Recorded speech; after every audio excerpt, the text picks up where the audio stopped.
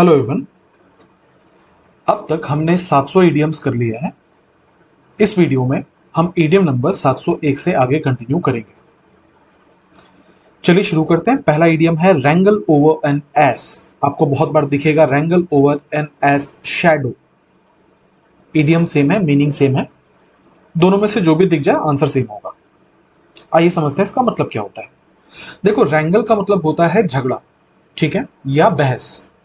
क्या हुआ था, अगर मैं आपको कहानी सुनाऊं तो इडियम तुरंत याद हो जाएगा। हुआ ये था कि एक मर्चेंट था जिसने एक गधे के मालिक से उसका गधा खरीदा, ठीक है। और उसके बाद गधा खरीदने के बाद बहुत कड़ी धूप थी, तो जो मालिक था उसने कोशिश की कि वो गधे से जो छांव बन रही थी ना, वहां पे वो बैठ के धूप से बचे। और मर्चेंट ने तो गधा खरीदा ही था धूप से बचने के लिए, तो वो दोनों में अब झगड़ा होने लगा कि गधे के छांव में कौन बैठेगा। तो वहीं पे आ गया रैंगल ओवर एन एस शैडो, ठीक है, या रैंगल ओवर एन एस। मतलब क्या होता है, मतलब होता है to engage in a trivial और अ पेटी डिस्प्यूट। किसी भी बहुत छोटे से, बहुत क्षुद्र से झगड़े में इन्वॉल्व होना, उसे बोलते हैं रैंगल ओवर एन एस शैडो। आप सोचो, कोई गधे के छाव में कौन बैठेगा इसके लिए झगड़ रहा हो, तो वो तो किसी छोटे मुद्दे के लिए झगड़ रहा है ना। तो किसी बहुत छोटे मुद्दे के लिए झगड़ा करना, उसको बोलते हैं रैंगल ओवर एन एस। इसी को आपने पढ़ा होगा storm in a tea cup. आपने ये वाला भी पढ़ा होगा, storm in a tea cup. आगे बढ़ते हैं, 702 पे आते हैं। लिखा है to put one's hand to the plough, ठीक है, कि किसी का प्लॉ में हाथ लगना। प्लॉ मतलब देखो, प्लॉ एक तो वर्ब होता है जिसका मतलब होता है खेत जोतना। दूसरा प्लॉ एक नाउन होता है जिसका मतलब होता है हल, जिससे खेत जोता जाता है। तो लिखा है कि to put one's hand to the plough, मतलब अपना हाथ जो खेत जोतने जोतने के लिए जो हल होता है उस पर लगा। मतलब यह है कि कोई भी कठिन काम में अपना हाथ देना पूरी कमिटमेंट के साथ, जिसका मतलब है आपने कमिटमेंट करके अगर कोई काम शुरू किया है, then you have put your hand to the plough, ठीक है।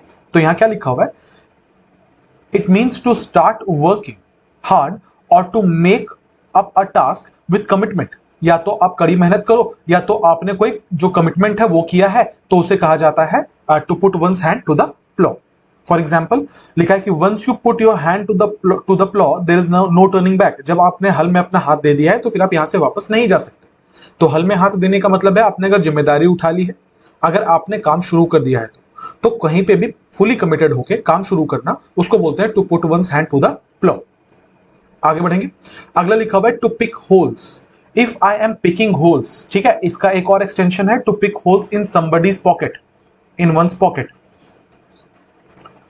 ठीक है। मतलब ये होता है किसी के कपड़े में गलतियां निकालनी, जिसका मतलब होता है किसी के काम में गलतियां निकालनी, किसी को क्रिटिसाइज करना, ठीक है। अब मान लो कोई आपके सामने दोस्त है जो कि नया नया शर्ट पहनकर आया, और आप ये ढूंढ रहे हो कि इसके शर्ट में छेद कहां है, क्योंकि आपको बड़ी जलन हो रही है कि इसने नया शर्ट पहना है। इसका मतलब what you are trying to criticise him, और you are trying to find fault in something on और in that particular case in his shirt.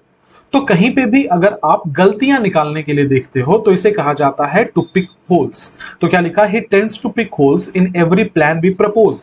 हम जो भी प्लान प्रपोज करते हैं उसका ये नेचर हो चुका है कि उसमें गलतियां निकालता है।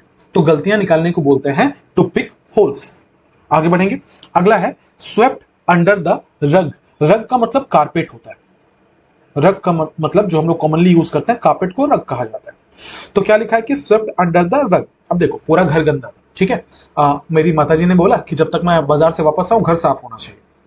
अब यहां से दो तरीके हैं, या तो मैं पूरे के पूरे घर को साफ कर दूं जिसमें बहुत मेहनत लगेगी, या तो दूसरा, मैं सारा का सारा गंदा जमा करूं और उसको कारपेट के अंदर डाल दूं, क्योंकि दिखेगा नहीं तो साफ है। वहीं से इडियम बनकर आया स्वेप्ट अंडर द रग, जिसका मतलब होता है किसी प्रॉब्लम को छिपा देना। क्या मैंने घर पूरा साफ कर दिया, प्रॉब्लम खत्म कर दिया? नहीं साहब, मैंने प्रॉब्लम खत्म नहीं किया। मैंने क्या किया, मैंने इसको जस्ट छिपा दिया। तो किसी प्रॉब्लम को छिपा देना, ऐसे प्रिटेंड करना कि वो एग्जिस्ट ही नहीं करता, ऐसे प्रिटेंड करना कि वो है ही नहीं, इसको बोलते हैं स्वेप्ट अंडर द रग। मुझे याद आ रहा है एग्जांपल, कुछ साल पहले इंडिया में आई थिंक कॉमनवेल्थ गेम्स हुए थे, तो दिल्ली में जितने भी स्लम्स थे उनको छिपा दिया गया था। मतलब स्लम्स को ठीक नहीं किया गया, स्लम्स को छिपा दिया गया है। इसका मतलब ये प्रॉब्लम के लिए बोल सकते हैं स्वीपिंग अंडर द रग, है ना। कई बार ऐसा होता है कि कोई राइट कहीं पे हुआ और 1000 लोग मर गए, गवर्नमेंट के डेटा में बोलते हैं कि 10 लोग मरे। गवर्नमेंट क्या कर रही है, उस प्रॉब्लम को सॉर्ट आउट नहीं कर रही, they are sweeping it under the rug, वो लोग उस प्रॉब्लम को इग्नोर कर रही है, प्रॉब्लम को छिपा रही है। तो किसी मुसीबत को छिपाना, किसी प्रॉब्लम को इग्नोर करना, उसको बोलते हैं स्वेप्ट अंडर द रग। अगला, with a fine tooth comb. Comb मतलब होता है कंघी, जिससे हम अपने बाल संवारते हैं। फाइन टूथ मतलब जिसके दांत एकदम नोकीले हो, जिसका मतलब नया नया कंघा हो, ठीक है। तो क्या लिखा है कि with a fine tooth comb means to examine something very carefully and thoroughly. एकदम नए नए कंघी से जब आप किसी के बाल संवारते हो तो आपको उनके सर के जुए डेफिनेटली दिख जाएंगे, जिसका मतलब है आप बहुत ही ज्यादा बारीकी से जब कोई चीज चेक करोगे तो आपको उसमें प्रॉब्लम्स नजर आ जाएंगे। तो बारीकी से किसी चीज को चेक करने को with a fine tooth comb कहा जाता है। इसके लिए एक टर्म हमने पढ़ा था मेटिकुलस, याद आ रहा होगा आपको। मेटिकुलस का मतलब होता है किसी चीज को लेके बहुत बारीकी से चीजों को चेक करना, उसको मेटिकुलस कहा जाता है, with a fine tooth comb. आगे बढ़ेंगे। अगला है barking up the wrong tree. मतलब यह है कि गलत गलत पेड़ को देखकर भौंकना। टू परस्यू और अ मिस्टेकन और मिसगाइडेड कोर्स ऑफ एक्शन। किसी भी गलत काम को करना या फिर किसी गलत चीज को ब्लेम करना, उसको बोलते हैं barking up the wrong tree, ठीक है। फॉर एग्जाम्पल, आपका जो भी प्रॉब्लम है ये किसी XYZ आदमी से है और उसकी गलती आप अपने भाई पे निकाल रहे हो, इसको बोलते हैं barking up the wrong tree. हम सारे परेशान हैं गवर्नमेंट के स्कीम्स के साथ, लेकिन लड़ते हैं पड़ोसी से हैं, इसका मतलब we are barking up the wrong tree. तो barking up the wrong tree का मतलब होता है किसी भी गलत आदमी को ब्लेम करना, किसी भी मिसगाइडेड कोर्स ऑफ एक्शन में जाना, उसको बोलते हैं barking up the wrong tree. मैं पहले भी आपको पढ़ा चुका हूं। अगला है स्टार्व ऑफ। स्टार्व ऑफ का मतलब होता है to stop something bad from happening. किसी भी गलत काम को होने से रोकना, ठीक है। और to keep an unwanted situation और person away usually temporarily. Basically किसी गलत चीज को टालना, उसको बोलते हैं स्टार्व ऑफ, ठीक है। अगर मैं कह रहा हूं कि I M starving him of, इसका मतलब मेरे हिसाब से वो ठीक आदमी नहीं है और मैं उसको इग्नोर करने की कोशिश कर रहा हूं, मैं उससे बचने की कोशिश कर रहा हूं। तो किसी भी व्यक्ति को इग्नोर करना, किसी भी व्यक्ति से बचना देखना, किसी भी अप्रिय घटना से, अनफॉर्चुनेट इवेंट से दूरी बना के रखना, उसको स्टार्व ऑफ कहा जाता है, ठीक है। जैसे ये आपको साइन बोर्ड्स बहुत जगह पे दिख जाएंगे, दुर्घटना से देरी भली काइंड ऑफ, है ना। ये सारी चीजें क्यों की जाती हैं? So that you can starve of from any severe accident, ठीक है। आप स्टार्व ऑफ कर पाए किसी भी एक्सीडेंट से। सो कहीं पे भी अगर आपको किसी अप्रिय घटना से दूर रखा जाता है तो उसे स्टार्व ऑफ कहते हैं। फिर से समझो, स्टार्व ऑफ का मतलब होता है कुछ गलत काम करने से रोकना या किसी अप्रिय घटना से आपको दूर रखना, उसको स्टार्व ऑफ कहा जाता है। अगला, फुल ऑफ बीन्स। यहां बीन्स का मतलब एनर्जी है, यहां बीन्स का मतलब एनर्जी है, ठीक है। इसके लिए हमने पढ़ा था, याद होगा आपको, अ लाइव वायर, याद आ रहा है? एक ऐसा व्यक्ति जो बहुत ही ज्यादा एंथुजियास्टिक है, उसे हम लाइव वायर कहते हैं, उसी को फुल ऑफ बीन्स कहा जाता है। क्या लिखा है कि full of beans means to be lively, energetic और एंथुजियास्टिक। जिसके लिए हमने लाइव वायर पढ़ा था, कोई भी ऐसा व्यक्ति जो बहुत ही ज्यादा एंथुजियास्टिक है, एनर्जेटिक है, उसे फुल ऑफ बीन्स कहा जाता है। एग्जाम्पल के तौर पर आप रविंद्र जडेजा को ले सकते हो, विराट कोहली को ले सकते हो, नरेंद्र मोदी जी को ले सकते हो, और ऐसे कई सारे एग्जाम्पल्स हैं जिनको आप कह सकते हो full of beans, full of energy, ठीक है। अच्छा, इसके लिए बीन्स के लिए हमने एक और वर्ड पढ़ा था, आपको याद होगा कि टू स्प्लिट द बीन्स, जिसका मतलब होता है राज खोल, सॉरी स्प्लिट नहीं, स्पिल द बीन्स, माफ कीजिएगा, स्पिल द बीन्स, जिसका मतलब होता है कोई भी राज खोल देना, ठीक है, टू रिवील एन इंफॉर्मेशन। अगला, एट सिक्सेस एंड सेवंस। अगर कोई चीज सिक्सेस एंड सेवंस पे है, इसका मतलब वो बहुत ही अनऑर्गेनाइज्ड है, बहुत ही अनऑर्गेनाइज्ड है। जैसे इस ऑफिस को देखो, बहुत ऑर्गेनाइज लग रहा है क्या? ऑब्वियसली नहीं लग रहा है। इसको एट सिक्सेस एंड सेवंस कहा जाता है। लिखा गया to be in a state of confusion, एक कंफ्यूजन की अवस्था में होना, और डिसअरे या तितर बितर होना। तो किसी भी चीज का कंफ्यूजन की अवस्था में होना, किसी भी चीज का बहुत अनऑर्गेनाइज्ड मैनर में होना, कोई ऑर्डर ना होना उसका, उसको सिक्सेस एंड सेवंस कहा जाता है। लिखा है the office was at sixes and sevens after the staff reshuffle. Staff के रिशफल होने के बाद जो ऑफिस था वो सिक्सेस एंड सेवंस पे था, जिसका मतलब यह है कि कौन क्या काम कर रहा है नहीं पता, किसका क्या चार्ज है नहीं पता, इस टेबल पे आज वो बैठते थे, कल कोई और बैठने लगा, परसों कोई और बैठने लगा, तो चीजें एकदम बिखरी पड़ी है। उसको बोला जाता है एट 6s and 7s, उसको बोला जाता है अनऑर्गेनाइज्ड। तो क्या लिखा है कि my schedule is at 6s and 7s this week, इस हफ्ते मेरा जो शेड्यूल है वो 6s and 7s पे है, जिसका मतलब है बहुत अनऑर्गेनाइज्ड है। अगला, dog eat dog. Dog eat dog का मतलब होता है एक ऐसा सिचुएशन जहां पे लोग जो हैं वो दूसरे को आसानी से नुकसान पहुंचाने को तैयार है। कहने का मतलब यह है एक ऐसा फियर्स कंपटीशन जहां पे लोग एक दूसरे को आसानी से नुकसान पहुंचा रहे हैं, उसे बोला जाता है डॉग ईट डॉग। ठीक है, मतलब a situation of fierce competition where people are willing to harm others to succeed. एक ऐसा कंपटीशन जहां पे लोग एक दूसरे को नुकसान पहुंचाने के लिए तैयार हैं, उसको बोलते हैं डॉग ईटिंग डॉग। इसी से मिलता जुलता, नॉट एग्जैक्टली पर इसी से मिलता जुलता हमने एक इडियम पढ़ा था, रैट रेस, याद आ रहा होगा आपको। रैट रेस क्या होता है, जहां पे सारे लोग जो है वो इकट्ठा एक ही तरीके का काम करने निकले हैं, उसको रैट रेस कहा जाता है, फियर्स कंपटीशन कहा जाता है। डॉग ईट डॉग का भी वही मतलब होता है कि सामने वाले का इतना फियर्स कंपटीशन है कि आप उसको नीचा दिखाने के लिए कुछ भी कर सकते हैं, उसको बोलते हैं dog eat dog. It's a dog eat dog world. इसका मतलब है तुम नहीं करोगे तो कोई और करेगा, तुम्हारा गला काट के करेगा। तो ये गला काट कंपटीशन को डॉग ईट डॉग कहा जाता है। अगला है फिट्स एंड स्टार्ट्स, काफी बार हम कर चुके हैं। कोई चीज जो रुक रुक कर हो रही है, जिसके लिए इंग्लिश में एक वर्ड यूज किया जाता है स्पोरेडिक।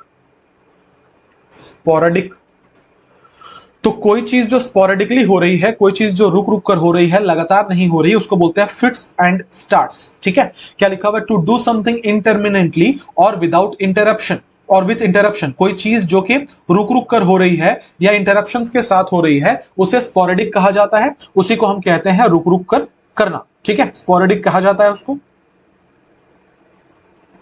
मतलब होता है किसी चीज का लगातार ना होना, रुक रुक कर चलना। अगला है इन हार्नेस। इन हार्नेस का मतलब होता है to be engaged in work और activity often as a part of team. Office में जब आप काम करते हैं, आपकी एक टीम होती है, आप उस टीम के साथ काम करते हैं, and all the members of your team are working in harness. So in harness का मतलब होता है किसी भी एक्टिविटी में इन्वॉल्व होना, एज अ टीम किसी भी चीज में पार्टिसिपेट करना, उसको इन हार्नेस कहते हैं। In harness means to be engaged in work और activity often as part of a team. एक टीम की तरह किसी भी वर्क एक्टिविटी में एंगेज रहना, उसको इन हार्नेस कहा जाता है। क्लियर है, आगे बढ़े। अगला है बिटवीन हॉर्न्स ऑफ डायलेमा। अगर है बिटवीन, अच्छा यहां पे एक इन हार्नेस आया था तो एक इडियम में साथ साथ बताता चलो, रिवीजन हो जाएगा आपका। डाई इन हार्नेस याद आ रहा है ना? इन हार्नेस का मतलब मैंने क्या बोला, एक साथ काम करना। ठीक है, डाई इन हार्नेस का मतलब होता है काम करते करते जिनकी डेथ हो जाए। ठीक है, उसको डाई इन हार्नेस कहा जाता है। अगला है between horns of dilemma.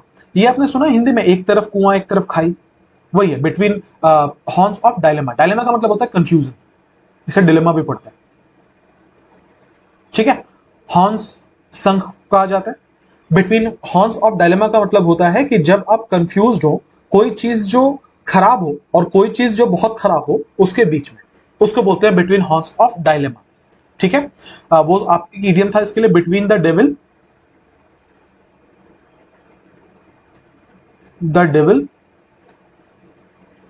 And the deep blue sea. ये आपने सुना होगा, between the devil and the deep blue sea, जिसका मतलब होता है एक तरफ खाई एक तरफ कुआं। आइए अब देखते हैं इसे। लिखा है कि it means to be faced with a difficult choice. कोई मुश्किल चॉइस होना, usually between two undesirable options. कोई मुश्किल चॉइस में होना, खास करके जब दो ऐसे ऑप्शंस हो आपके सामने जो आपको दोनों में से कोई नहीं पसंद, उसे बोलते हैं between horns of dilemma. Election के टाइम पे आपको बहुत सारे लोग ये बोलते हुए सुन जाएंगे कि पसंद तो मुझे बीजेपी भी नहीं है, पसंद मुझे कांग्रेस भी नहीं है, पर मैंने इन दोनों में से एक पार्टी को वोट दिया क्योंकि दोनों ही खराब है तो मैंने दोनों को चुन लिया। इसका मतलब यह है कि बिटवीन हॉर्न्स ऑफ डायलेमा है, वो ये देख रहा है कि दोनों में से किसको चुना जाए जबकि उसको दोनों नहीं पसंद, उसको बोलते हैं बिटवीन हॉर्न्स ऑफ डायलेमा। अगला रेड टेप, पहले पढ़ा चुका हूं। रेड टेप का मतलब क्या होता है, एक्सेसिव ब्यूरोक्रेसी को रेड टेप कहा जाता है। लाल फीता सही कहते हैं इसको हिंदी में। इसका मतलब होता है एक्सेसिव ब्यूरोक्रेसी और रेगुलेशंस दैट हाइंडर एक्शन और डिसीजन मेकिंग। आपने बहुत बार लोगों को ये ट्वीट करते देखा होगा या फिर लोगों को ये पोस्ट करते देखा होगा लिंक्डइन पे कि एक जीएसटी का नंबर लेना है अपनी कंपनी के लिए और 2 साल से ये नहीं हो पाया। क्यों? क्योंकि इंडिया में कहने को तो गवर्नमेंट बहुत आराम से कह देती है कि ईज ऑफ डूइंग बिजनेस है, पर ease of doing business actually है नहीं। बड़े बड़े कंपनी से आप जब बात करोगे आपको पता चलेगा कि इंडिया में कंपनीज इसलिए नहीं लगती क्योंकि ईज ऑफ डूइंग बिजनेस बिल्कुल नेगेटिव में, जीरो भी नहीं, नेगेटिव में। इसका मतलब यह है कि इंडिया में रेड टेप बहुत है। रेड टेप मतलब लाल फीता स्याही, विच मीन्स आपको कोई काम करने के लिए बहुत सारे गवर्नमेंट के रेगुलेशंस को फॉलो करना पड़ेगा which are not business friendly at all. इसको बोलते हैं रेड टेप। आप कभी अगर अपना जाति प्रमाण पत्र बनाने जाते हो या आधार कार्ड बनाने जाते हो या पैन कार्ड बनाने जाते हो, आपको खुद भी ऐसा फील होता होगा कि यार ये काम बहुत आसानी से हो सकता है, जिसको ये लोग मतलब जानबूझ के एक्सटेंड कर रहे हैं कि आज इस वाले बाबू साहब से मिलो, कल उस वाले बाबू साहब से मिलो, और ये चीजें चलती रहती है। इसको रेड टेप कहा जाता है, लाल फीता स्याही कहा जाता है। क्लियर? आगे बढ़ते हैं। Square peg in a round whole. Square peg का इन अ राउंड होल का मतलब होता है वही वाला उन्हीं सेंस में जो हमने पढ़ा था पिछले वीडियो में, फिश आउट ऑफ वाटर, जिसका मतलब होता है अनकंफर्टेबल। एग्जैक्टली ये इडियम नहीं है पर ऑन द सेम लाइन से, जिसका मतलब होता है आउट ऑफ कंफर्ट जोन। अगर मैं किसी को कह रहा हूं कि he is a square peg in a round whole, समझो मतलब मैं क्या कहना चाह रहा हूं कि राउंड होल है तो इसमें आप राउंड पेग लाके रखोगे, जिसका बेस राउंड हो वैसा वाला ग्लास रखोगे, है ना। अब मैं कह रहा हूं कि एक राउंड होल है और उसमें आप लाकर एक स्क्वायर शेप के ग्लास को फिट करना चाह रहे हो, तो ये होगा कभी नहीं ना। ये हमेशा कैसा दिखेगा, जैसे he doesn't belong here, right, ऐसे ही दिखेगा। तो इसलिए कहा जाता है square peg in a round whole, जिसका मतलब होता है कोई एक ऐसा व्यक्ति जो किसी भी बैकड्रॉप में अनफिट हो, उसे कहा जाता है square peg in a round hole. It refers to a person और thing that is unsuitable for a particular situation. लिखा हुआ है कि ये एक आदमी या एक चीज के लिए को रेफर करता है जो किसी भी पर्टिकुलर सिचुएशन में बिल्कुल अनफिट है, अनसुटेबल है।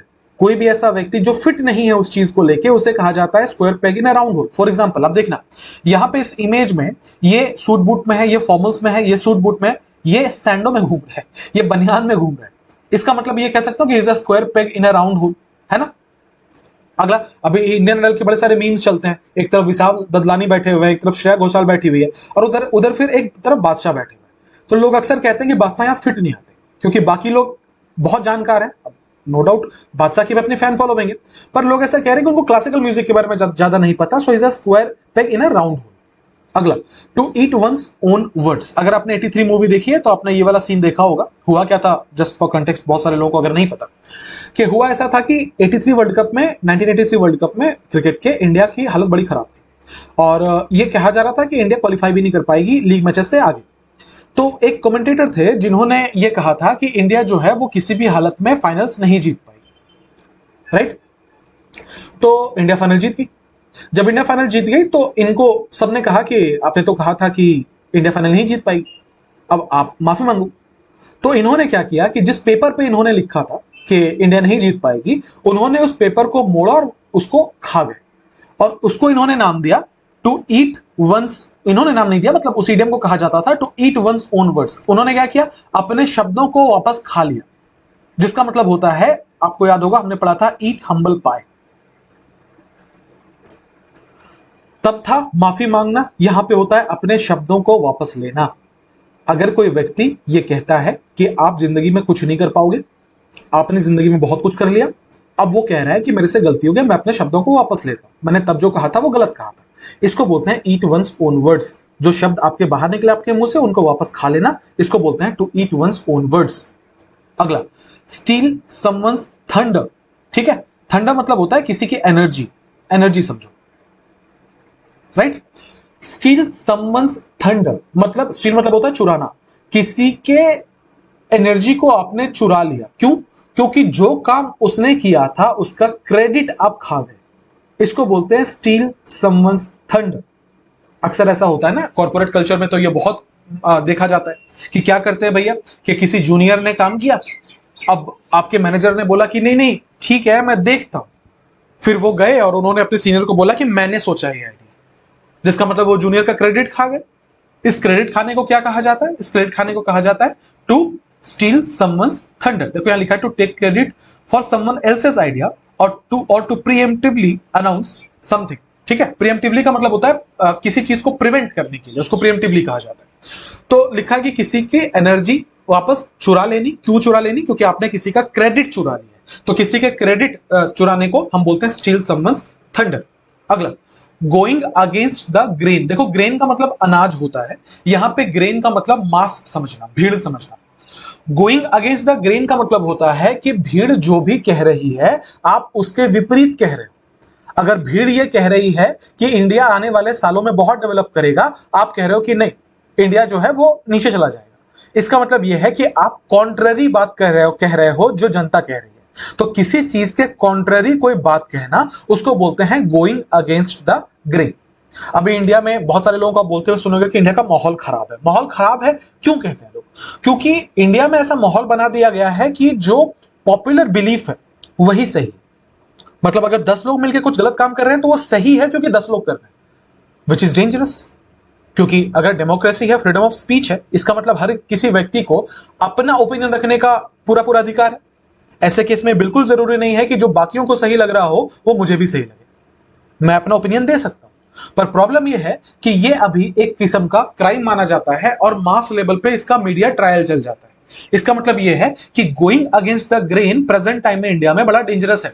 जो बाकी लोग सोच रहे हैं, अगर आप वैसा नहीं सोच रहे तो आपको देशभक्त अंधभक्त, सॉरी, देशद्रोही अंधभक्त और पता नहीं आप क्या क्या बातें आपके साथ जोड़ दी जाएंगी, है ना। शायद आपको इंसान मानने से भी लोग निष्कासित कर दें। इसका मतलब यह है कि गोइंग अगेंस्ट द ग्रेन का मतलब होता है किसी ऐसी चीज को करना या किसी ऐसी बात को बोलना जो कि आमतौर पर जो एक्सपेक्टेड नॉर्म है उससे विपरीत है, उसको बोलते हैं गोइंग अगेंस्ट द ग्रेन। अगला, pull a rabbit out of a hat. आपने किसी को कभी करते देखा है? टोपी से खरगोश निकाल देता है ना, वही लिखा है पुल अ रैबिट, बाहर निकालना, आउट ऑफ अ हैट। मतलब क्या होता है? मतलब होता है टू डू समथिंग सरप्राइजिंग और seemingly impossible often in a creative way. कोई ऐसा काम करके निकल जाना जिसकी उम्मीद बहुत कम लोगों को थी, जिसने सबको बहुत प्लेजेंटली सरप्राइज किया हो, उसको बोलते हैं pull a rabbit out of a hat. ठीक है। फॉर एग्जाम्पल, कोई घर में एक ऐसा व्यक्ति था जिसे कोई सम्मान नहीं देता था। मतलब वो घर का ब्लैक शीप था। याद आ रहा होगा, ब्लैक शीप मैंने पढ़ाया है आपको। तो वो घर का ब्लैक शीप था। ठीक है, किसी को उससे कोई उम्मीद नहीं थी। अब क्या हुआ कि एक दिन ऐसा माहौल बना कि घर में पैसे की बड़ी दिक्कत हो गई। ठीक है, और सबको लगा कि अब क्या करना करेंगे, अब तो कोई उपाय ही नहीं हमारे पास, घर में किसी के पास पैसे नहीं है। और जिस व्यक्ति से किसी को उम्मीद नहीं थी, जो सबको नकारा लगता था, अचानक से उसने बोला कि मेरे अकाउंट में 10 लाख रुपए हैं, चलो हो जाएगा काम। So he pulled a rabbit out of a hat. उसने क्या किया? उसने सबको बहुत सरप्राइज किया, जो कि इम्पॉसिबल लग रहा था सबको। इसे कहते हैं pull a rabbit out of a hat. Clear है? अगला, let the chips fall where they may. ये कभी आपने कहा है अपने बोलचाल की भाषा में कि जो होगा देखा जाएगा? उसे ही इंग्लिश में बोलते हैं let the chips fall where they may. मतलब चिप्स जहां गिरने गिरने दो, हमारे कंट्रोल में नहीं है, जो होगा देखा जाएगा। इसको बोलते हैं let the chips fall where they may. क्या लिखा हुआ है? To let events unfold as they will without trying to control the outcome. मतलब किसी भी आउटकम को कंट्रोल करने का प्रयास ना करना। आपके हाथ में जो है आप बस वो कर रहे हो, बाकी जो होगा देखा जाएगा। इसको बोलते हैं let the chips fall where they may. क्या लिखा है कि I am going to speak my mind and let the chips fall where they may. मुझे जो महसूस होता है मैं वो बोलूंगा, बाकी जैसे चिप्स गिर रहे हैं गिरे, मुझे कोई फर्क नहीं पड़ता। इसको बोलते हैं let the chips fall where they may. क्या ये बात समझ पाए हैं आप? अगला, होल बैग ऑफ ट्रिक्स। कितना आसान है देखो। होल का मतलब होता है पूरा का पूरा, बैग मतलब होता है झोला, ट्रिक्स मतलब होता है करतब। एक ऐसा व्यक्ति जिसके पास बड़े सारे करतब हैं उसको बोलते हैं whole bag of tricks. It refers to a collection of methods और strategies used to achieve a goal. एक ऐसा किस्म का एक कलेक्शन ऑफ मेथड्स, आपके पास 10 तरीके के स्ट्रेटजीज हैं कि आप अपने गोल तक कैसे अचीव कर पाओगे। इसको बोलते हैं whole bag of tricks. Right? For example, India में मैंने 2 किस्म के कप्तान देखे क्रिकेट में। अगेन मैं क्रिकेट का एग्जाम्पल दे रहा हूं। एक है एम एस धोनी, जो कि बड़े कन्वेंशनल कैप्टन है। वो ज्यादा एक्सपेरिमेंट नहीं करना पसंद करते अपने लोगों के साथ या अपने स्ट्रेटेजी के साथ। उनका ये मोटो है लाइफ का कि चीजों को सिंपल रखो, ठीक है, चीजें बेहतर होंगी। दूसरा, कुछ समय तक जो आईपीएल टीम के कप्तान थे आर अश्विन, ठीक है, जो भी सीएसके से खेल रहे हैं, तो उन्होंने कप्तानी करी थी पंजाब की। ठीक है, अभी उनके कप्तानी में क्या था कि हो सकता है कि 10 नंबर में बैटिंग करने वाला एक बॉलर ओपनिंग करने को आ जाए। कई सारे ऐसे मैचेस हुए जहां पे आर अश्विन ने खुद को 3 नंबर पे उतारा था, है ना। कई बार ऐसा होता था कि वो ओपनिंग बॉलिंग करवाते थे उस पार्ट टाइमर से जिसने लाइफ में शायद कभी बॉलिंग करी। इसका मतलब उनके वो ऐसे कप्तान थे who had got a whole bag of tricks. उनके पास बड़े सारे ट्रिक्स हैं, ठीक है, बहुत सारे मेथड्स थे, है ना, बहुत सारी स्ट्रेटजीज थी किसी गोल को अचीव करने के लिए। तो जब आपके पास 10 तरीके होते हैं अपना काम करवाने को, आपके पास 10 नए नए स्ट्रेटजीज होते हैं अपना काम निकलवाने को, उसको बोलते हैं होल बैग ऑफ ट्रिक्स। बहुत सारे आपके पास ट्रिक्स हो, ठीक है, उसको बोला जाता है whole bag of tricks. Clear है? अगला, टर्न अ ब्लाइंड आई, ये मैंने पहले भी आपको समझाया हुआ है। आप जब किसी प्रॉब्लम को इग्नोर करने की कोशिश करते हो, U turn a blind I towards it. आपको एक आंख से नहीं दिखता, आप क्या कर रहे हो, आपसे किसी ने देखने को कहा, आप वही वाला आंख उस तरफ कर रहे हो जिस तरफ जो जिससे आपको दिखता नहीं। इसका मतलब ये आप उसे नहीं देखना चाहते। तो जानबूझकर किसी को इग्नोर करना जबकि आपको पता है कि वो चीज जो चल रही है वो गलत है, इसको बोलते हैं टर्न अ ब्लाइंड आई। हमारे पुलिस वालों पे अक्सर ये आरोप लगता है कि ये जानबूझकर अपना दे टर्न अ ब्लाइंड आई, जबकि उनको पता होता है कि यहां पे गलत हो रहा है। इसको बोलते हैं टर्न अ ब्लाइंड आई। अच्छा, इसी के लिए एक और टर्म जो यूज किया जाता है वो है टर्न अ डेफ ईयर, है ना, जानबूझकर किसी को इग्नोर करना। अगला, make a long story short. आपको बहुत बार फिल्मों के डायलॉग में यह मिल जाएगा, to to make a long story short, आज मेरा दिन खराब रहा, जिसका मतलब है कि उतने डीप में मैं नहीं जाऊंगा, मोटा मोटा ये समझो कि आज मेरा दिन खराब रहा। तो make a long story short का मतलब होता है किसी चीज को ब्रीफ में बोलना, किसी चीज को संक्षिप्त तौर पर बोलना, बिना अननेसेसरी डिटेल्स उसमें ऐड किए हुए। क्या आपको याद आ रहा है? इसके लिए हमने एक और इडियम पढ़ा, इन अ नटशेल। मीनिंग वही होता है किसी चीज को ब्रीफ में बताना, उसको बोलते हैं make a long story short. अगला, to kill two birds with one stone. ये आपने बहुत बार सुना होगा कि एक एक तीर से दो निशाने, हिंदी में कहते हैं एक तीर से दो निशाने, उसको बोलते हैं to kill two birds with one stone, जिसका मतलब है to accomplish two tasks with a single effort. मतलब दो काम करना एक सिंगल एफर्ट के साथ, उसको बोलते हैं to kill two birds with one stone. ठीक है, यहां देखो कितना अच्छा मीम मेरी टीम ने लगाया है कि दिल लगाने से अच्छा है झाड़ू लगाओ, घर भी साफ मम्मी भी खुश। तो ये घर साफ हुआ एक काम, मम्मी खुश हुई दूसरा काम, एक झाड़ू लगाया उससे दो दो काम हो गए। इसको बोलते हैं to kill two birds with one stone. अगला, पाउंड द पेवमेंट। देखो, पाउंड का मतलब होता है घेरना, पेवमेंट का मतलब होता है फुटपाथ। फुटपाथ घेरना जिसका मतलब है फुटपाथ की खाक छानना। आपने सुना है कि कहावत हिंदी में दर दर भटकना, वही वाला है पाउंड द पेवमेंट, जिसका मतलब होता है दर दर भटकना, इधर उधर भटकना। क्यों भटकना भाई? काम की तलाश में। To walk the streets often in search of something like a job और to cover a lot of ground on foot. लिखा है कहीं पे भटकना, खास तौर पर काम की तलाश में या यहां वहां पैदल भटकना, उसको बोलते हैं पाउंड द पेवमेंट। मीनिंग मैंने क्या बोला है पाउंड द पेवमेंट का? यहां वहां भटकना, उसको बोलते हैं पाउंड द पेवमेंट। अगला, to stick to one's guns. ये मैंने प्रीवियस वीडियो में भी कवर किया था। आपका कोई बिलीफ है और आप उसी बिलीफ पे टिके हुए हो, आप मानने को तैयार नहीं हो कि आप गलत भी हो सकते हो, इसको बोलते हैं to stick to one's guns. ठीक है, इसी का एक एग्जांपल हम लोगों ने इसी के लिए एक वर्ड हमने पढ़ा था, याद होगा आपको, डॉगमेटिक। डॉगमेटिक मतलब होता है कि जब कोई व्यक्ति ये मान के चले, सेल्फ राइचियस हो, कहने का मतलब यह है कि मुझे जो पता है वही सही है, मुझे जो लगता है वही सही है, मुझे तुम्हारे ओपिनियन ना चाहिए ना तुम्हारा ओपिनियन सही है। इसको बोलते हैं to stick to one's guns. अगला, होल 9 यार्ड्स। होल 9 यार्ड्स का मतलब होता है जो भी चीज है मुझे वो पूरी की पूरी चाहिए। Whole 9 yards refers everything or all the way, implying that someone has done or has something that is complete or comprehensive. कोई भी ऐसी चीज जो अपने आप में कंप्लीट हो, मुझे वो सबका सब चाहिए, उसको बोलते हैं होल 9 yards। ठीक है, मुझे नहीं पता कि मैं जो बोल रहा हूं वो किस हद तक अप्रोप्रिएट है, क्योंकि मैं इस कम्युनिटी में ज्यादा इन्वॉल्व नहीं होता तो मुझे उतना पता नहीं है। पर शायद मेरा ये अंदाजा है कि कुछ टीचर्स ने विद ड्यू रिस्पेक्ट स्टूडेंट्स को बहुत बिगाड़ के रखा है। मैंने कुछ प्लेटफॉर्म्स पे देखा कि कुछ ऐसे टीचर्स थे जिनके पढ़ाई में, नो ऑफेंस, पर उतना कन्विक्शन नहीं है, जो बहुत ज्यादा कॉम्प्रिहेंसिव नहीं पढ़ाते स्टूडेंट्स के लिए, पर वो उसको मैनेज करने के लिए, वो उसको कंपनसेट करने के लिए नोट्स भी बना बनाया देते हैं, है ना। क्विजेस तो चलो अच्छी बात है, क्विजेस तो देनी भी चाहिए। उसके अलावा वो आपके पीडीएफ्स जितने भी होंगे वो दे देंगे। उसके बाद वो स्टूडेंट्स के लिए नोट्स बनवा के दे देंगे सारा का सारा।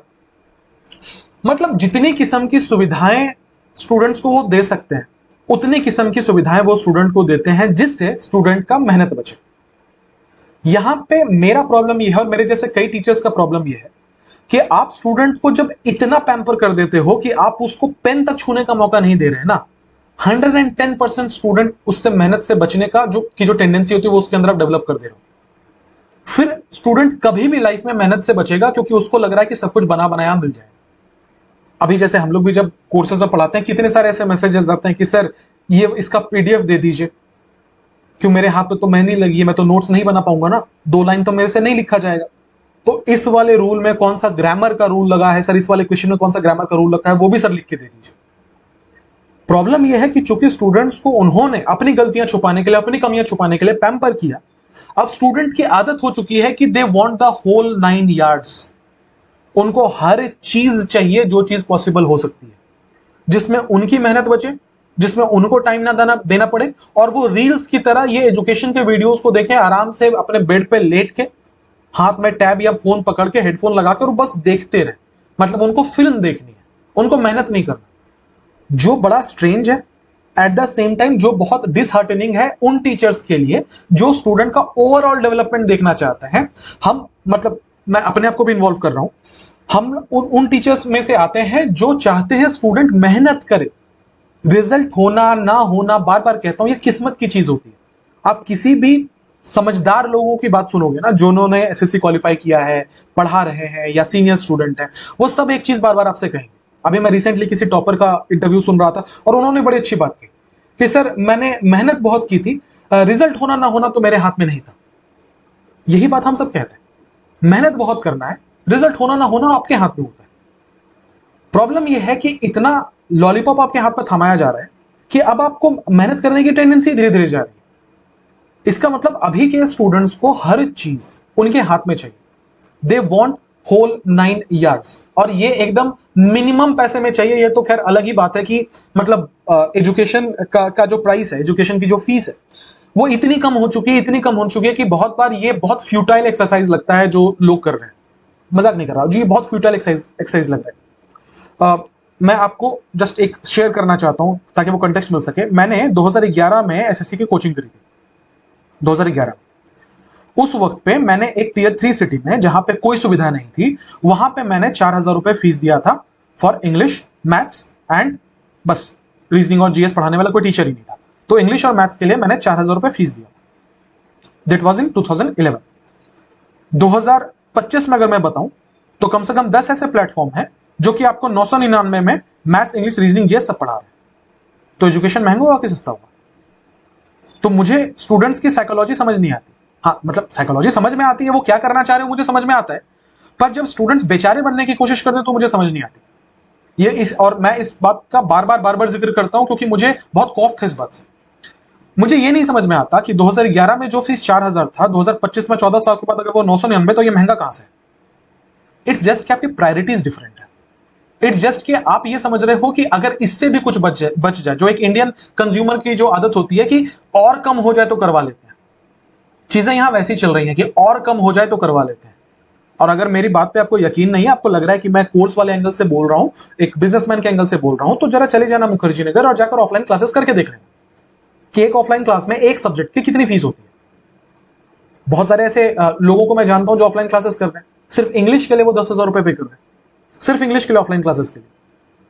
तो ये साइकोलॉजी मुझे नहीं समझ में आती। अब एक तो फीस कम है, उसके ऊपर से स्टूडेंट्स को हर एक सुविधा चाहिए, हर एक, मतलब जितने दुनिया में, अगर ताजमहल देना पॉसिबल हो, स्टूडेंट बोलेगा सर ताजमहल भी दे दो ना, क्योंकि पॉसिबल तो है आपके लिए। क्या क्या फर्क पड़ता है, दे दो ताजमहल, आपके पास तो हो गई।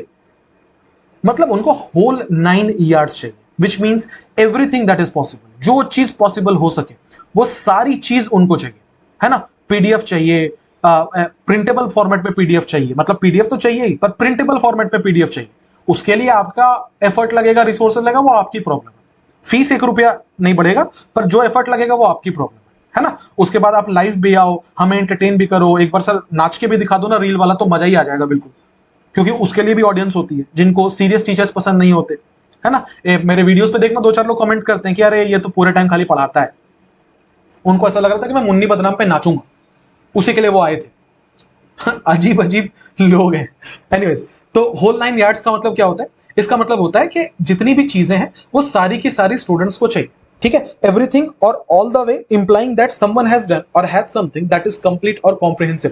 देखो, जब मैं ये सारी चीजों लेकर डांटता हूं ना आपको, तो मेरा इंटेंशन सिर्फ एक होता है, वो ये होता है कि आपका फोकस जो शिफ्टेड है, उस फोकस को मतलब रियल लाइफ पे लेके आओ, क्योंकि बहुत डिल्यूजनल जनरेशन है हमारी। तो मैं बस ये कोशिश करता हूं कि वो रियल लाइफ से आप कंटेक्स्ट रख पाओ कि क्या चीजें चल रही है, कैसी चीजें चल रही हैं, आपके पास एक कंपैरिजन के लिए एक बेसिस हो, ठीक है। साथ ही साथ में जब मैं ये कहता हूं कि स्टूडेंट्स पढ़ते नहीं हैं या स्टूडेंट्स मेहनत नहीं करना चाहते, तो मैं उनको एड्रेस नहीं कर रहा जो मेहनत कर रहे हैं। आपको तो पता है मेहनत कर रहे हैं, पर आपको भी ये चीज अच्छे से इल्म होगा कि 90% लोग जो है वो हवाबाजी कर रहे हैं, और एज अ टीचर हमारा काम है आपको बार बार डांट डांट के लेकर आना ट्रैक पर। तो ये चीजें बस उसके लिए चलती हैं। जब मैं पैसे की बात करता हूं तो मेरे जहन में बिल्कुल ये होता है कि ऐसे भी बच्चे होंगे जो फीस नहीं पे कर पाएंगे, ठीक है, उनके लिए भी टाइम टू टाइम चीजें डिफरेंट डिफरेंट की जाती हैं। पर ये मैं उनके लिए बोल रहा हूं जिनके, मुझे पता है कि आप मतलब आप एज अ स्टूडेंट काफी महंगा फोन यूज कर रहे हो, आपके पास पैसे हैं, आपके पास हर उस जगह खर्च करने के लिए पैसे हैं जहां से आपको मजा आएगा, आप बस एजुकेशन में पैसा नहीं देना चाहते। तो मुझे इस सेंटिमेंट से प्रॉब्लम है, मुझे इस चीज से प्रॉब्लम है कि आपके पास पैसे हैं, आप इंटरटेनमेंट में लगाने के लिए तैयार हो, पर अपने ग्रोथ पे लगाने के लिए तैयार नहीं। आगे बढ़ेंगे। अगला, टू बाइट वंस लिप्स, मतलब क्या होता है? मतलब होता है कि जो शब्द आपके मुंह से निकल रहे थे आपने उन्हें रोक लिया। To bite one's lips, bite मतलब होता है काटना, लिप्स मतलब होता है होठ। आपकी जुबान से कुछ ऐसी चीज निकल रही थी जो किसी को भी परेशान कर सकता है, जो किसी को भी या आपको भी परेशानी में डाल सकता है या किसी को ऑफेंड कर सकता है। ऐसे केस में आप क्या कर रहे हो? आप अपने लिप्स बाइट कर रहे हो। कहने का मतलब है कि आप सप्रेस कर रहे हो अपनी फीलिंग को, जो आप कहना चाहते हो आप उसको कहने से बच रहे हो, उसे कहा जाता है टू बाइट वंस लिप्स। अगला अगला वर्ड है जीरो टॉलरेंस। अगर मैं कह रहा हूं कि मेरा किसी चीज को लेके जीरो टॉलरेंस है, तो इसका मतलब है मैं बिल्कुल बर्दाश्त नहीं करूंगा उस चीज को। टॉलरेंस का मतलब होता है बर्दाश्त करने की क्षमता। तो अगर मैं कह रहा हूं कि मेरा किसी चीज को लेके जीरो टॉलरेंस है, तो इसका मतलब होता है मैं इस चीज को लेके बिल्कुल भी कॉम्प्रोमाइज नहीं करूंगा। फॉर मी, किसी की डिसरिस्पेक्ट करना जस्ट बिकॉज वो किसी कास्ट, क्रीड, रिलीजन और ब्ला ब्ला ब्ला से है, हैंडीकैप्ड है, स्पेशली एबल्ड है, आप उसका मजाक उड़ा रहे हो, मेरा जीरो टॉलरेंस है इसके ऊपर।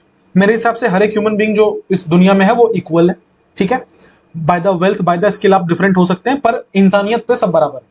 इसका मतलब मेरा इस चीज को लेके बिल्कुल जीरो टॉलरेंस है, एब्सोल्यूट रिफ्यूजल है किसी चीज को लेके। अगला, variety is the spice of life. ये इडियम बहुत कम चांसेस से पूछेगा। Variety is the spice of life का मतलब क्या होता है कि जिंदगी में जब तक वैरायटी ना हो जिंदगी बोरिंग हो जाती है। ऑब्वियसली आपने बहुत बार सुना होगा लोगों को कि वही बोरिंग काम है, एक ही काम है जो आपको लगातार कई सालों तक करते रहना है। ऐसे केस में जब वैरायटी होती है तो जिंदगी का मजा आता है। Variety is the spice of life, ठीक है, लिखा है कि इसका मतलब होता है डाइवर्सिटी और वैरायटी जो है वो लाइफ को इंटरेस्टिंग बनाता है। अगला, स्कॉट फ्री। प्रीवियस वीडियो में ही पढ़ाया था, जब किसी को पनिशमेंट ना मिले, वो कंसेक्वेंसेस से बच जाए, वो पनिशमेंट से बच जाए, उसको बोलते हैं स्कॉट फ्री। अगला, टंग इन चीक। टंग इन चीक का मतलब होता है कि मजाक करना, मजाक करना, उड़ाना नहीं, मजाक करना किसी के साथ, ठीक है। क्या लिखा हुआ कि it refers to a statement made in jest और sarcasm not mean to be taken seriously. एक ऐसा किस्म का स्टेटमेंट है जो सरकाजम में लिया गया है, मतलब किसी के मजाक के तौर पर बोला गया है, जिसको सीरियसली नहीं लेना चाहिए, उसको बोलते हैं टंग इन चीक। मतलब यह है, मी एट मैरिज रिलेटिव्स, बेटा खाना खाकर जाना, मी, अरे हम यहां यही करने के लिए तो आए हैं, इसको कहते हैं टंग इन चीक, ठीक है।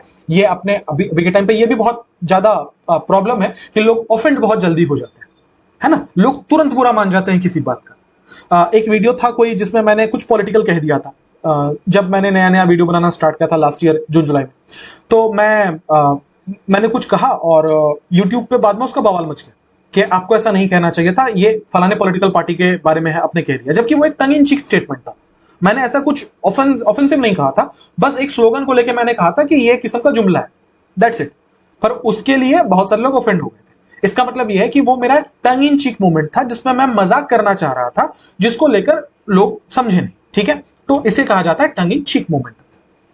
अगला, when it rains it pours. Hindi में कहावत है कंगाली में आटा गिला, समझते हो, जिसका मतलब होता है जब एक चीज खराब होता है ना तो बहुत सारी चीजें उसके साथ साथ खराब होती है, उसे कहा जाता है when it rains it pours. आपने कभी ये नोटिस किया कि जब एक चीज खराब होता है तो क्रोनोलॉजी आता है उसका, जिसमें एक के बाद एक के बाद एक चीजें खराब होती जा रही हैं आपके साथ, हम क्या है, दिन ही खराब चल रहा है ना। इसका मतलब यह है व्हेन इट रेन्स, जब बारिश होती है, इट पोर्स, बिल्कुल बादल ही फट जाते हैं, मतलब जब बारिश होती है तो इतनी बारिश होती है कि बाढ़ आ जाए, इसको बोलते हैं when it rains it pours. मतलब दिन खराब है तो इतना खराब है कि जिस चीज को छुओ वो माटी ही बन जाएगी, है ना।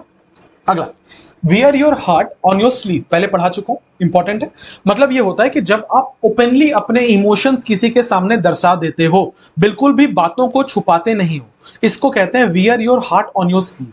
Means to openly show your emotions and feelings, जब आप अपने इमोशंस और अपने फीलिंग्स छुपाते नहीं हैं, जो आपको महसूस होता है आप वो बोल देते हैं, इसको बोलते हैं wear your heart on your sleeve. बहुत बार कंगना रनौत के इंटरव्यूज देखने के दौरान मुझे ऐसा फील होता है कि वो जानबूझकर कंट्रोवर्शियल नहीं बोलती, इट जस्ट के she wears her heart on her sleeve. मतलब ये है कि वो जो भी वो उनके दिल में होता है ना, वो खुल के बोल देती है, वो डिप्लोमेटिक नहीं होती इस चीज को लेकर। अगला, a slap on the wrist मतलब होता है अ माइल्ड पनिशमेंट, एक हल्का पनिशमेंट। मतलब किसी चीज को लेके बहुत सिवियरली किसी को पनिश नहीं करना, बहुत लाइट पनिशमेंट होना किसी चीज को, बस एक रिप्रिमांड के साथ छूट जाना, बस डांट डपट कर किसी को आपने छोड़ दिया, तो उसे कहते हैं स्लैप ऑन द रिस्ट। कहने का मतलब यह है, आपने देखा होगा इसके पहले, स्लैप ऑन द रिस्ट को अगर मैं एक्सप्लेन करूं कि किसी ने रोड एक्सीडेंट किया और उसको एक ए से लिखाकर उसे छोड़ दिया गया, तो ये स्लैप ऑन द रिस्ट का एग्जांपल हो सकता है ना। जिस चीज के लिए बहुत भारी पनिशमेंट होनी चाहिए थी, क्या किया गया, उसे बहुत हल्का पनिशमेंट देकर छोड़ दिया गया, इसको बोलते हैं स्लैप ऑन द रिस्ट। अगला, action speaks louder than words, मतलब यह है कि जो आप काम करते हो ना, वो आपके शब्दों से ज्यादा भारी होता है। मतलब यह है कि जो बातें आपने कही, मैं आपने कहा कि मैं 8 घंटे पढ़ूंगा, और आप एकदम जब तक चल रहे हो, मैं 8 घंटे पढ़ूंगा, मैं 8 घंटे पढ़ूंगा। आप सोच रहे हो कि ये कहने के बाद लोग आपका सम्मान करेंगे, नहीं करेंगे। आप 8 घंटे पढ़ना स्टार्ट करते हो, ऐसा आप 15-20 दिन करते हो, अब घर वाले आपको सीरियसली लेना स्टार्ट करते हैं कि ये अब बहुत सीरियस है अपने काम में। इसका मतलब वहां पे आप कह सकते हो कि action speaks louder than words. आप जो कहते हो, आप जो करते हो, वो बहुत अच्छा होना चाहिए रेदर देन कि आप कहते हो, है ना। कि जब मैंने कोर्स लॉन्च किया तो मैं बोल दूं कि कोर्स एकदम जबरदस्त है, जबराट है, मतलब इससे बेहतरीन तो कुछ कोर्स ही नहीं हो सकता। These are mere words. मैं अच्छा पढ़ाता हूं, मैं मेहनत कर रहा हूं, मैं आपके साथ मेहनत कर रहा हूं, मैं आपके एप्स एंड फ्लोज में आपके साथ दे रहा हूं। तो धीरे धीरे करके मेरा एक्शन ये कहने लगेगा कि मैं अच्छा पढ़ा रहा हूं, मेरा एक्शन ये कहने लगेगा कि मैं अच्छा सपोर्ट कर रहा हूं, मैं अच्छा टीचर हूं। तो मेरे कह देने से मैं अच्छा टीचर थोड़ी हो जाऊंगा, मेरे करने से मैं अच्छा टीचर हूंगा। इसका मतलब यह है कि action speak louder than words. शब्दों की वैल्यू नहीं है, काम की वैल्यू है। अगला, अब ब्लेसिंग इन डिसगाइज, पहले भी समझा चुका हूं। ब्लेसिंग इन डिसगाइज का मतलब क्या होता है, कोई ऐसी चीज जो आपको पहले लग रही थी कि वो आपके लिए हानिकारक है, पर बाद में आपको पता चला कि वो आपके लिए बहुत अच्छा हो, इसको बोलते हैं blessing in disguise, right. For example, Covid बहुत सारे महीनों में बहुत खराब रहा, पर कुछ चीजों में Covid was a blessing in disguise. For example, सबसे बड़ा ऑनलाइन एजुकेशन। कोविड के पहले इंडिया में ऑनलाइन एजुकेशन उतना प्रिविलेंट नहीं था जितना अब है, अब तो एक्सेसिव प्रिविलेंट है। इसका मतलब ये एक किस्म का ब्लेसिंग इन डिसगाइज का काम कर रहा है। ब्लेसिंग इन डिसगाइज का मतलब होता है, ये रेफर करता है किसी ऐसी चीज को जो कि बाद में जाके बेनिफिशियल हो जाता है। Refers to something that seems bad at first, जो शुरू शुरू में आपको खराब लगे पर बाद में जाके बहुत बेनिफिशियल हो जाता है, उसे बोलते हैं ब्लेसिंग इन डिसगाइज। अगला, against the clock. If I am doing something against the clock, देखो क्लॉक मतलब होता है घड़ी, यहां क्लॉक मतलब समय समझना, टाइम समझना। अगेंस्ट द क्लॉक का मतलब होता है किसी चीज में समय के खिलाफ होना, विच मीन्स कि समय गुजरता जा रहा है और आपके पास डेडलाइन है, तो किसी चीज को डेडलाइन पे खत्म करना, उसको बोलते हैं अगेंस्ट द क्लॉक। एग्जाम में तो अक्सर ये होता है, मॉक्स में अक्सर ये होता है कि आपके पास 1 घंटे का टाइम है, 1 आवर का टाइम है, and what you have to do, you have to run against the clock. आपको समय के खिलाफ चल के जितनी भी ज्यादा हो सके उतने ज्यादा तरीके से आपको जल्दी जल्दी खत्म करना ही चीज है, which means to be in a hurry, जल्दीबाजी करना, या फिर डेडलाइन के अगेंस्ट में काम करना, उसको बोलते हैं अगेंस्ट द क्लॉक। अगला, डाइम अ डजन, ऑलरेडी समझा चुका हूं, काफी ज्यादा इंपॉर्टेंट है ये। डाइम अ डजन का मतलब होता है कोई ऐसी चीज जो कि कौड़ियों के भाव बिक रही हो। क्यों कौड़ियों के भाव बिक रही हो, क्योंकि वो बहुत ज्यादा पाया जाता है। तो कोई भी ऐसी चीज जो बहुत प्रिविलेंट है, कोई भी ऐसी चीज जो बहुत ज्यादा पाई जाए, उसको बोलते हैं dime a dozen. For example, PDF. भैया पीडीएफ जो है ना, ये डाइम एंड डजन पाया जाता है, जिसका मतलब ये है कि ये बहुत ज्यादा मात्रा में पाया जाता है, बहुत एक्सेसिव मात्रा में पाया जाता है, उसको बोलते हैं डाइम अ डजन। ठीक है, अभी आप देख लो, टेलीग्राम पे जाके सर्च मारो करंट अफेयर्स, जो भी मंथ का आपको देखना है, आपको कम से कम 1000 ऐसे चैनल्स मिलेंगे जिन्होंने करंट अफेयर्स डाल रखा होगा। इसका मतलब यह है डाइम अ डजन पाया जा रहा है। डाइम अ डजन का मतलब होता है कि ऐसी कोई चीज जो बहुत कॉमनली पाई जा रही है। अगला, a drop in the bucket. अब बकेट में पूरा का पूरा पानी भरा है, समझना, बकेट में पूरा का पूरा पानी भरा है, इसमें आपने एक ड्रॉप डाल दिया। बकेट में पूरा का पूरा पानी भरा है, इसमें आपने एक ड्रॉप डाल दिया, क्या हुआ, कुछ चेंज हुआ बकेट में? नहीं ना। इसका मतलब होता है किसी बहुत लार्ज क्वांटिटी के कंपैरिजन में कोई बहुत इनसिग्निफिकेंट कंट्रीब्यूशन करना, बहुत ट्रिवियल कंट्रीब्यूशन करना, उसको बोलते हैं drop in the bucket. Hindi में से कहा जाता है ऊंट के मुंह में जीरा। आपने कई बार सुना होगा ये वाला हिंदी का कहावत। तो मतलब होता है किसी भी चीज का बहुत स्मॉल क्वांटिटी, राइट। ये शायद मैंने पहले प्रीवियस वीडियो में भी कवर किया था। अगला है practice makes a man perfect. अब ये समझाने की जरूरत नहीं है, मैन की जगह वुमेन भी हो जाएगा, है ना। सोवेनिस्ट इडियम है ये, सिर्फ केवल मैन के बारे में बात कर रहे हैं। तो क्या लिखा है, practice makes a man perfect, जिसका मतलब होता है कोई भी ऐसा एक प्रोसेस जिसमें आपको ये समझ में आ जाए कि प्रैक्टिस से चीजें इंप्रूव होती है। ठीक है, ये आप धीरे धीरे करके लाइफ में रियलाइज करोगे कि दो चीजें ना इंसान को अबव एवरेज बनाती है। पहली चीज जो होती है वो होती है कंसिस्टेंसी, और दूसरा जो चीज है वो है प्रैक्टिस। ये दोनों चीजें ना एक नॉर्मल इंसान को अबव पार ले जाने में हमेशा हेल्प करती है। आप कितनी प्रैक्टिस करते हो और कितनी लगातार प्रैक्टिस करते हो। जो व्यक्ति को, जिस इंसान को प्रैक्टिस से प्यार हो गया, जिस इंसान को कंसिस्टेंसी से प्यार हो गया कि रोज करेंगे, मेरी आदत में ये इनकलकेटेड है, समझ जाना, उसको कोई नहीं रोक सकता। जिस भी फील्ड में, पढ़ाई की फील्ड में, डांस की फील्ड में, स्पोर्ट्स की फील्ड में, किसी भी फील्ड में, अगर व्यक्ति को प्रैक्टिस से प्यार है, अगर व्यक्ति को कंसिस्टेंसी से प्यार है, फिर उसको कोई नहीं रोक सकता। ये फैक्ट है जिंदगी का। अगला, pull the plug. Pull the plug का मतलब होता है टू कैंसिल। अगर आपने मिशन इम्पॉसिबल मूवी देखी है टॉम क्रूज की और पूरी सीरीज देखी है, तो उसमें हर मतलब बहुत रिपीटेटिव है कि उसके हर फिल्म में एक ही किस्म की कहानी होती है कि एक चिप होता है जिससे दुनिया बर्बाद होने वाली होती है। मिशन इम्पॉसिबल की टीम उसको रोकने के लिए जाती है और उन पे धमकी हमेशा ये दे जाती है कि उनके जो सीआईए वाले हैं, they will pull the plug, मतलब वो लोग उस मिशन को कैंसिल कर देंगे, वो पूरे के पूरे मिशन इम्पॉसिबल के ऑर्गेनाइजेशन को ही कैंसिल कर देंगे। पूरे की पूरी कहानी यही है। तो पुल द प्लग का मतलब क्या होता है, आपने कहीं से प्लग निकाल लिया, इसका मतलब आपने उसको इनएक्टिव कर दिया। तो किसी चीज को कैंसिल कर देना, उसको बोलते हैं pull the plug, which means to stop something, specially an ongoing project और इनिशिएटिव। बहुत बार क्या होता है कि हम लोग यूट्यूब पे कोई सीरीज स्टार्ट करते हैं, हम देखते हैं कि बहुत अच्छा रिस्पॉन्स नहीं आ रहा, तो हम बीच में उसको छोड़ देते हैं। We pull the plug. Pull the plug का मतलब है we stop that in the middle. तो किसी चीज को मिडिल में रोक देना, उसको बोलते हैं पुल द प्लग। अगला, new kid on the block. Keyword क्या है, न्यू किड, नया बच्चा। हम आपके ग्रुप में कई बार नए बच्चे आते हैं ना, कि जैसे मान लो आप कॉलेज में पढ़ रहे हो, सेकंड ईयर में हो, अभी फर्स्ट ईयर में कोई बड़ा इंटरेस्टिंग बच्चा आया, आपने उसको अपने ग्रुप में इन्वॉल्व कर लिया, इंक्लूड कर लिया, इसको बोलते हैं new kid on the block. इसके लिए हमने कई वर्ड्स पढ़े थे, याद आ रहा होगा आपको, हमने नाइफ पढ़ा था, अमेचर पढ़ा था, नियोफाइट पढ़ा था, टायरो पढ़ा था, टायरो, बिगिनर पढ़ा था, याद आ रहा है। तो new kid on the block का ये मतलब होता है कोई भी ऐसा व्यक्ति जो नया नया हो, इनएक्सपीरियंस्ड हो, उसके लिए आप ये वर्ड यूज करते हैं। अगला, अ हॉट पोटैटो, एक गरम आलू। गरम आलू किसे कहा जा रहा है, गरम मुद्दे को कहा जा रहा है। कोई भी ऐसा एक मुद्दा, कोई भी ऐसा एक कंट्रोवर्सी से भरा कोई भी एक बात, उसको हॉट पोटैटो कहा जाता है। जैसे पॉलिटिक्स में तो यह अक्सर चलता रहता है, कभी एक नेता ने दूसरे नेता को कुछ कह दिया, हॉट पोटैटो। कभी एक नेता ने कुछ मिसोजिनिस्टिक कह दिया, हॉट पोटैटो। को कभी आजकल जो चल रहा है लैंग्वेज को लेके कि साउथ वाले कह रहे हैं कि हम हिंदी नहीं बोलेंगे, नॉर्थ वाले कह रहे हैं हिंदी बोलना पड़ेगा, इसका मतलब ये आजकल एक हॉट पोटैटो है। तो हॉट पोटैटो का मतलब होता है कोई भी कॉन्ट्रोवर्शियल इशू या सिचुएशन जिसे हैंडल करना मुश्किल, उसे कहते हैं हॉट पोटैटो। अगला, वैग द डॉग। वैग द डॉग बहुत आसान है, देखो। एक होता है वैगिंग। वैगिंग का मतलब होता है किसी भी कुत्ते का पूंछ हिलाना। यहां पे वो कंटेक्स्ट नहीं था, यहां पे वैग का मतलब था किसी भी कुत्ते को सहलाना।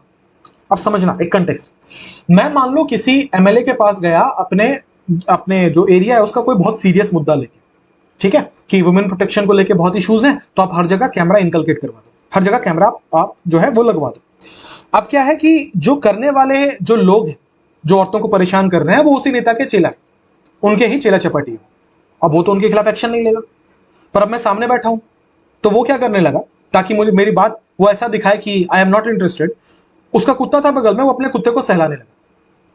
ये क्या बताता है, ये बताता है कि वो अपना अटेंशन डाइवर्ट करने की कोशिश कर रहा है। जो सीरियस चीज के ऊपर मैं बात कर रहा था, वो उस सीरियस चीज में इंटरेस्टेड नहीं है।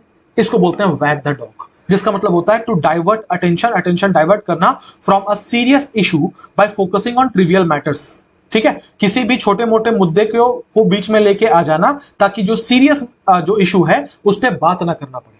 इसको बोलते हैं वैग द डॉग। हमारे पॉलिटिशियंस कई सालों से ऐसा करते आए हैं, है ना, 50 सालों के ऊपर हो गए, आज भी यही करते आए। किन्हीं से पूछो बेरोजगारी के बारे में तो तुरंत वो बीच में धर्म की बात लेके आएंगे, किन्हीं से पूछो वुमेन सेफ्टी के बारे में तो तुरंत वो जात की बात बीच में लेके आएंगे। इसका मतलब ये है कि they all are experts of wagging the dog. अगला, tie the knot. Tie the knot का मतलब होता है शादी कर लेना, नॉट मतलब गांठ होती है, ठीक है। सो टाई द नॉट मतलब उनको शादी के बंधन में उनका बंध जाना, राइट। ये तो बहुत कॉमन है, आपने बहुत बार सुना होगा। अगला है the ball is in your court. ये मैं पहले भी समझा चुका हूं कि जो डिसीजन है वो अब आपको लेना है। The ball is in your court, ठीक है। तो हम टीचर्स जो हैं, हम लोग जब कोई कोर्स लॉन्च करते हैं, हम लोग उसमें सारे डिटेल्स बता देते हैं, फिर डेमो दे देते हैं। अब एडमिशन लेना है नहीं लेना, ये तो स्टूडेंट्स के ऊपर है। इसका मतलब ये है कि the ball is in your court. तो जहां पे भी आप बोलोगे ball is in your court, इसका मतलब होता है किसी भी चीज का फैसला अब आपके हाथ में है। तो किसी भी व्यक्ति का कोई फैसला किसी के हाथ में होना, इसको बोलते हैं the ball is in your court. अगला, to bite off more than one can chew. बहुत इंपॉर्टेंट है। मतलब होता है इतना काट लेना भोजन जितना आप खा ना पाओ। कहने का मतलब यह इतनी जिम्मेदारी ले लेनी जितना आप कर ना पाओ, इसको बोलते हैं to bite off more than one can chew. मतलब to take more responsibility than one can manage, है ना। अगला, टू बाइट द बुलेट, पहले भी एक्सप्लेन कर चुका हूं। मतलब होता है to face a difficult situation. किसी भी जगह पे मुसीबत उठाना, किसी मुश्किल परिस्थिति को फेस करना, उसको बोलते हैं to bite the bullet, to face a difficult situation. अगला, to make a long story short, already समझा चुका, है ना। किसी चीज को संक्षिप्त में बोलना, इन अ नटशेल।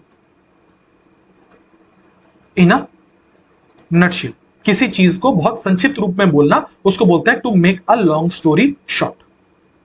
आई होप ये 50 इडियम्स आपको समझ में आ गए।